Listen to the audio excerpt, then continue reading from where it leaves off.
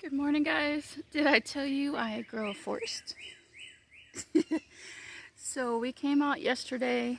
It's been a busy week and raining on and off, and so we didn't come out for about a week, which is kind of insane for us, but we did it and everything took off. We haven't had to water. We've had other priorities, so it's been like, okay, cool, we don't have to water again.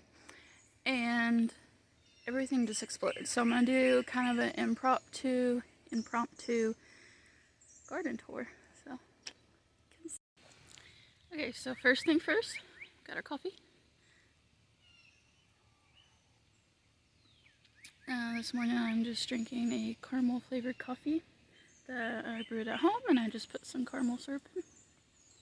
And now I'm going to show you around.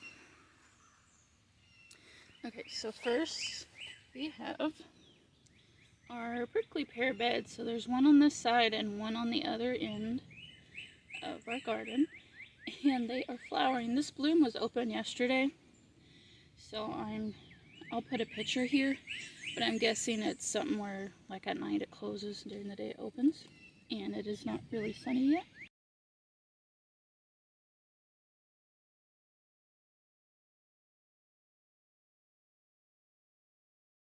There's our chicken run behind me, and our chickens are on the pasture.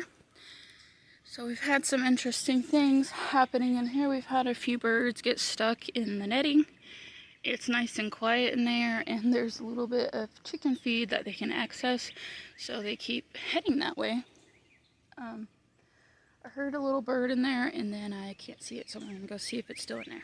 It was right here, and I don't see him. It was like he was there, and I went around the tree, and then I couldn't see him no more. But I also didn't hear him flutter off, so I thought he might be around this tire, but I've looked real good, so I don't know. But check these out. We've got tomatoes growing from feeding our chickens tomatoes last year. And clearly some of the seeds stuck around.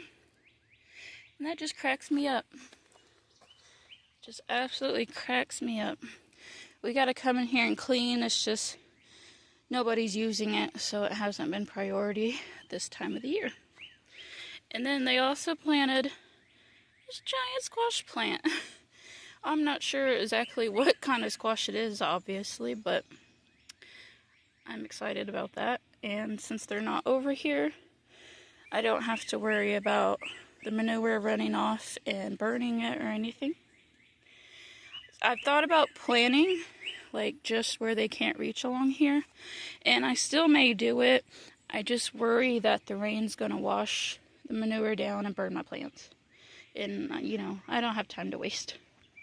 I live in the South, you know, you can't be out here in the morning or night without bug spray. I recently heard about the Avon Skin So Soft working really well. If you guys use that and can attest to that, let me know. Several traps set up for the mosquitoes, and they help, but it's been so rainy and there's just water, you know, being held everywhere, so that they just keep multiplying so fast. So it's been a battle.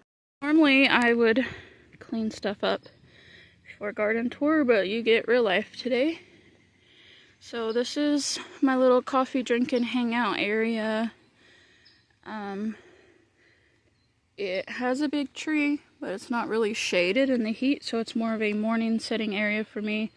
That's when I like to come out and kind of have quiet time to myself, be able to just plan my day, think, work on videos, and I just like doing stuff like that out in the garden, and just getting as much fresh air as possible.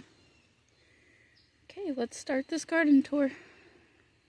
Down this side of the garden, this is our least developed area.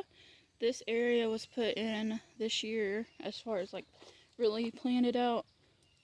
Other than these fruit trees, we just kind of had those and knew that something would go here eventually.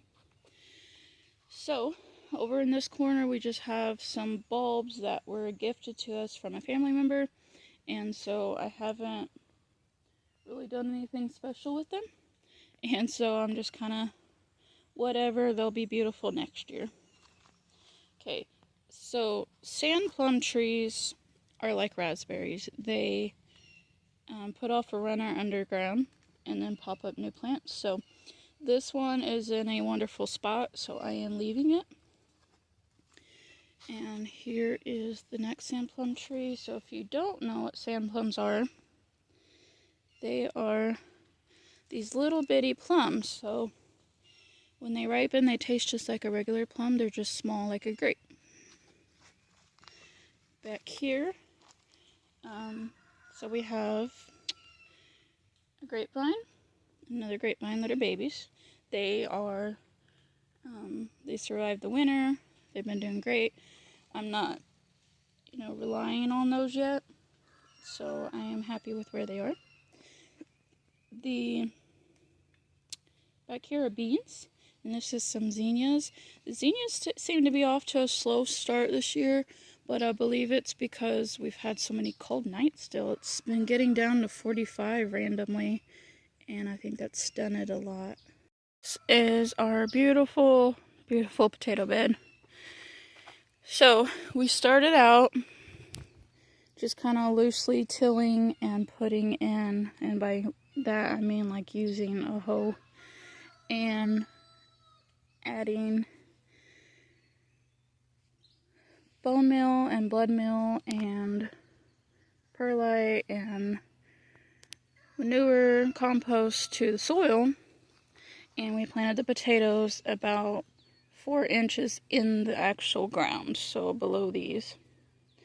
And then as they grew up, we added the sides and lots more dirt and everything that we cleaned out the chicken coop with, all those types of things we put down in here, and then we covered it with this cedar mulch. So I am really proud of this spread because all this luscious green is so beautiful. I do want to hill it up some more, but for now this is great.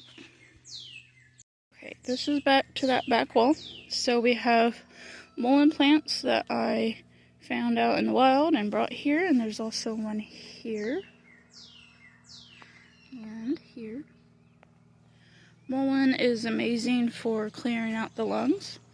So if you have any kind of congestion or if you smoke, it's good to use mullein on occasion. These are some happy squash plants flowering so beautiful for us. Roly-polies have decimated the squash plant. I'm just kind of leaving it so that they will keep eating it on it and not move on to other plants. Okay, so here's a few sunflowers that we've moved around. We don't want to really get rid of any sunflowers, so we've just been moving them to more desirable spots. Here's that beautiful mullein plant. It is huge. There are several wild grapevines. I know there's some poison ivy over there. Here, and we're just going to let them take over this trellis when we finish this fence. And I will show you our other wild one that has done amazing, and it provides grapes for us. Here's one of our pepper plants, which has put on a lot of growth. So I'm excited about that one. And these guys. And here is some rhubarb. This was my first year growing rhubarb, and it is just taking off, so I'm really proud that it's been doing great.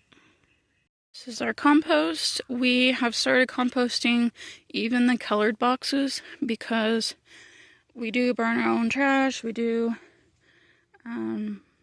all of those things, and so I just feel like it's still going to be better than store-bought food. So I'm perfectly fine letting those compost down and using those in our soil. And then this is kind of our sticks area, and then we'll start piling it up with more material that can break down faster and it'll help it. This here is our soldier fly experiment. So,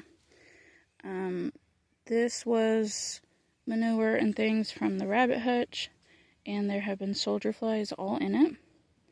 So, we're debating how to go ahead and farm those so we can have endless chicken food.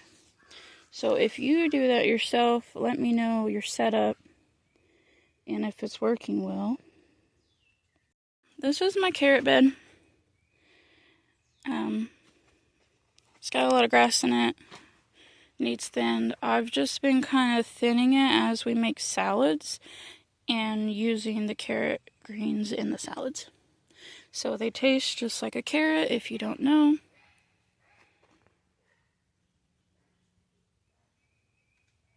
Okay.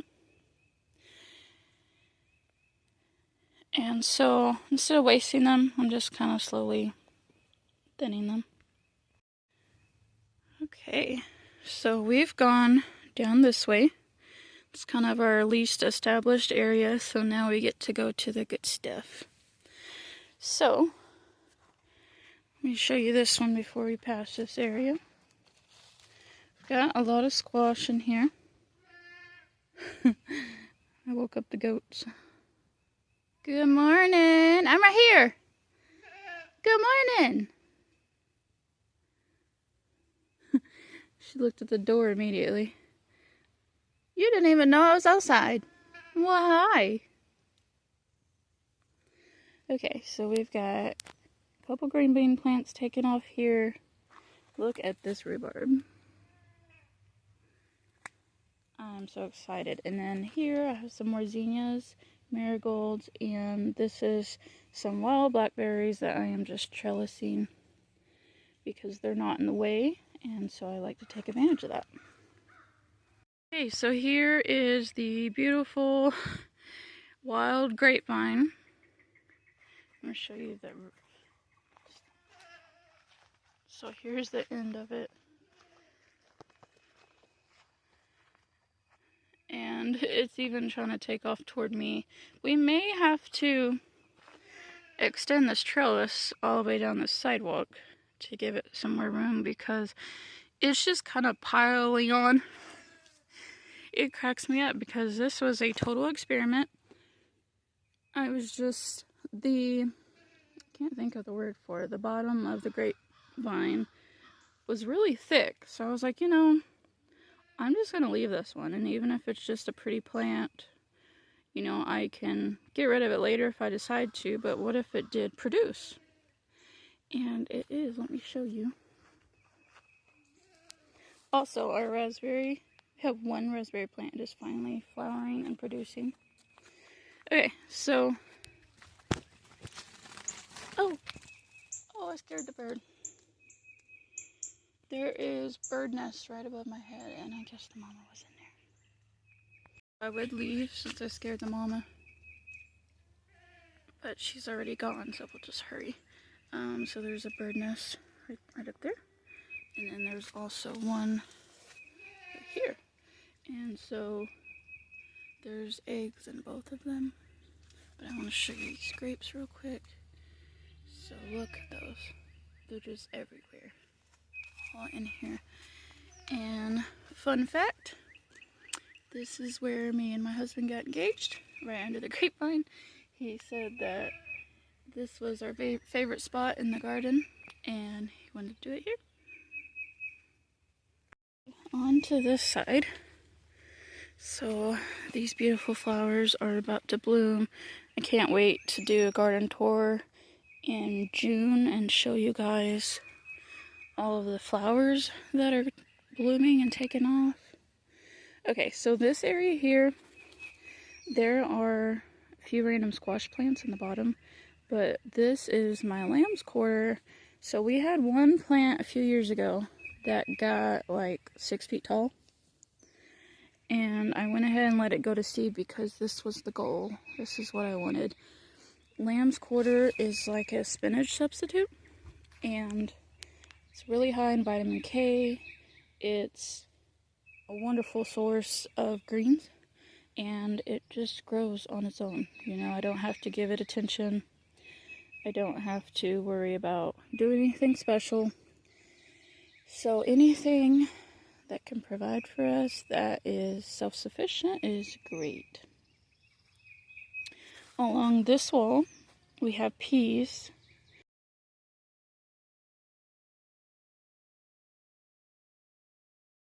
So a lot of our peas did not sprout.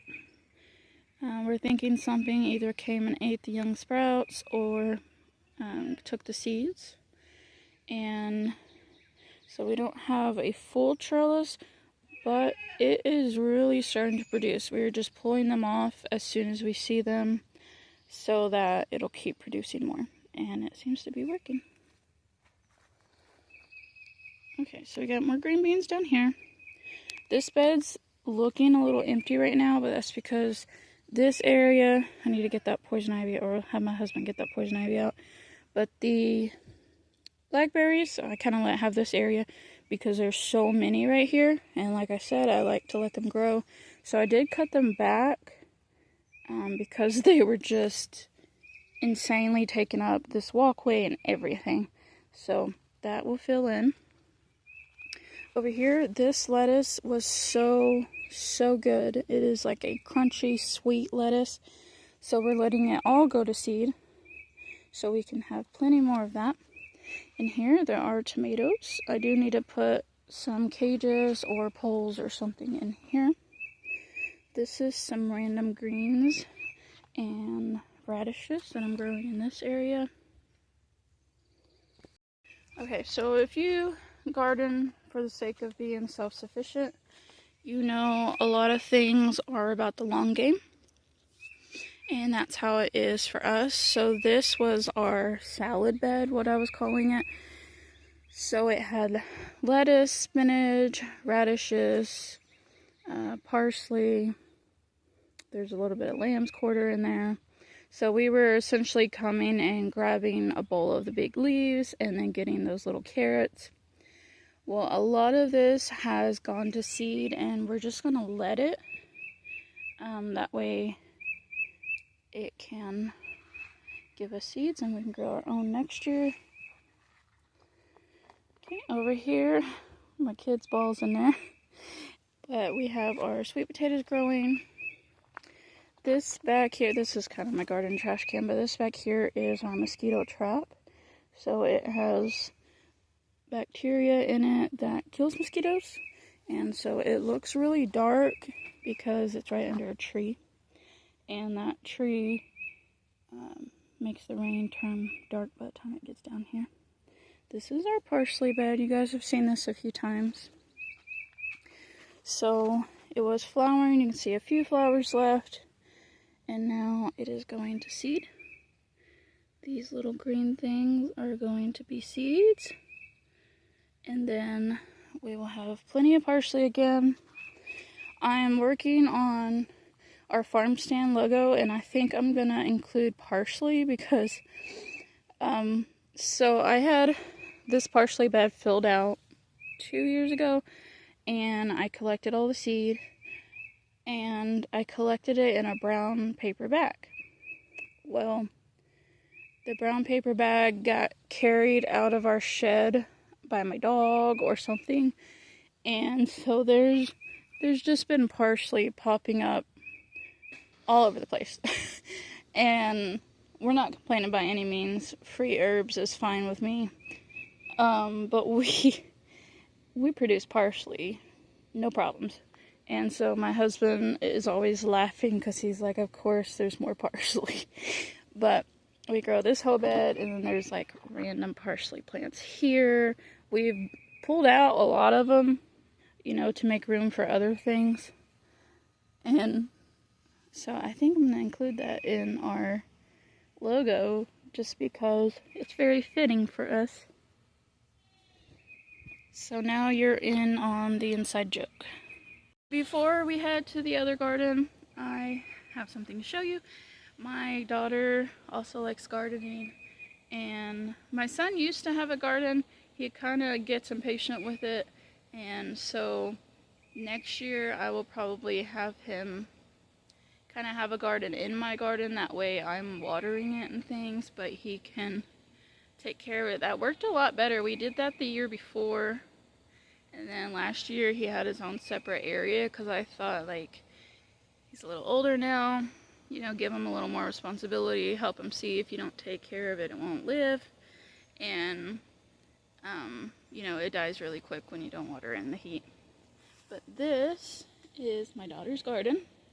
It goes all the way around this tree, and this is wild blackberries galore. So she absolutely loves when she comes out here and finds blackberries. And then I do need to clean it out a little bit. There's a couple poison ivy plants over that. Why is the camera weird? Over that way. And so we're gonna get those out, but there's a lot of new blackberry starts over this way. And then it is filled with bulbs. It actually looks like some of them are missing. I don't know if they just died off on the top. But this area has like 70 or 80 bulbs in it. And so there's several over here. But I'm hoping like next year it's gonna be full of flowers. Okay, so this area back here is gonna be an extension of the garden. And so the garden's gonna end here where these tires are. And so right now we're filling it with, like, my husband likes to come cut off smaller limbs and feed them to the goats, and they love picking all of the skinnier stems and the leaves off. But we are just kind of filling in this area, one, because it slopes down, and two, to start creating some beautiful soil back here. So again, this is one of those in it for the long game situations. We're just piling rubbish that we have that will break down within, you know, 2 years. And after it is broke down some, we'll start piling other things on it and smashing it down and getting this area ready to plant for next year. If you would be interested in a full homestead tour, let me know. We have a lot of goals that we're still pushing toward. If you want to know kind of what we're heading to, we're going to have our own rainwater set up. We're going to have these different things. Last year we heated our house solely on firewood, and so we've been pushing toward self-sufficiency in those kind of areas. We still have electricity. We're still keeping electricity.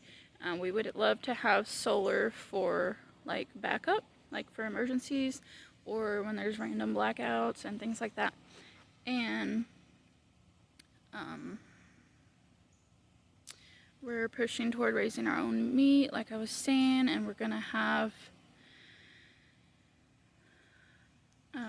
pigs, we have meat goats, we have meat rabbits, we're gonna have meat chickens. We've done meat chickens before, but we're gonna start doing it more on a regular basis. Okay, so this garden has amazing soil in it, and I will show you. And so that's good for the plants and that's good for the weeds. So I'm actually gonna get the weed eater going and just kind of knock out the big areas and then get this area weeded. But like I said, this is a real life garden tour. So also, stuff like this we love to pick and give to the goats and rabbits. So we're really not, you know, that mad that there's weeds in here, because it kind of, you know, provides for our animals. And we can still keep the yard mowed, but still have things for them. So this is our corn. It is growing way better down this way than down here. Down here is more compost because this area slopes down, and so we kind of built it up over on this end. And this area down here just had a thinner layer on top. So planted several different sunflowers over the last couple years, and like there was one set we accidentally weeded. There was some that just didn't seem to come up, and so we seem to have several different types this year. So this one kind of has a darker green leaf, and then these ones over here are lighter colored. These are more the wild ones we're used to. But I'm curious to see if these are the chocolate ones, since they've got a lot of like dark in the stems. If you guys recognize these, let me know. I've planted, I think, the teddy bear, the dark chocolate. I even did a couple mixes that were supposed to be all different colors. This is buckwheat. So we did a cover crop of buckwheat, and I've been leaving some of it to go ahead and give us more seeds so we can keep planting that cover crop. Found a ladybug. And as I'm trying to pull out my phone to record the ladybug, I see an aphid on my arm. So that's awesome because they eat aphids.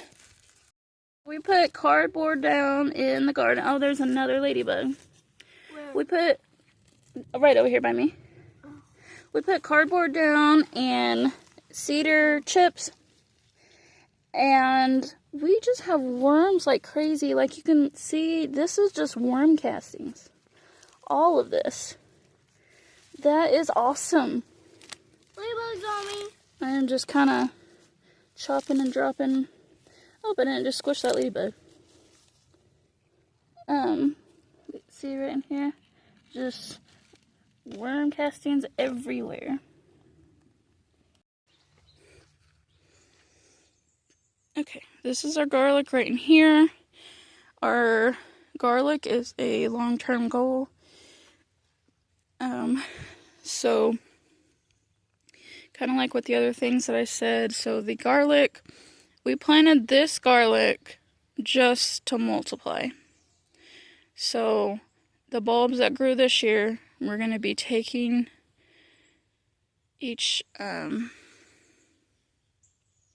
clove out and just replanting it so that we have, 5 times as much next year.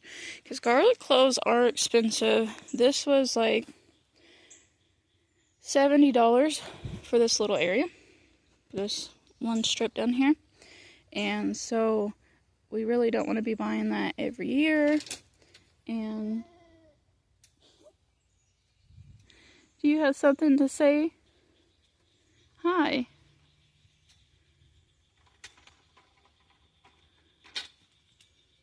Okay, so that is something we won't be eating much of this year, but we will be multiplying. We did get a lot of wild garlic this year, so it's okay that we're not eating this because we have plenty of garlic. Okay, so through here is our tomatoes, and also there's a lot of buckwheat that I'm letting go to seed. So we are growing German pink tomatoes this year. Oh, look, we've got flowers. Oh, that's always my most exciting part of the garden every year. Oh, there's flowers. Oh, I'm so excited. So there's a lot of weeds and things in here. We were working on this yesterday and just feeding it to the goats. That's why they're following me around. So it's really worked out good to have the garden next to the goats. Because we can just kind of throw weeds over the fence. I'd leave this walkway through here so they can't reach our plants. And these tomatoes will be trellised up on this. So we don't have to worry about them, reaching through and devouring everything. And so if you would like to do that, that's how you should do it, is leave yourself a walkway. That's our meat rabbits over there doing flips in the rabbit hedges. Do you need snacks? Do you need them? Oh my goodness. So this is Billy, and this is Missy. They are our first 2 goats, and once Missy has kids, we will keep a girl or 2, and then the boys will be to fill our freezers. that concludes the garden tour. We'd appreciate if you left a comment, subscribe, follow us to see how we grow and what we do next. And thank you for watching.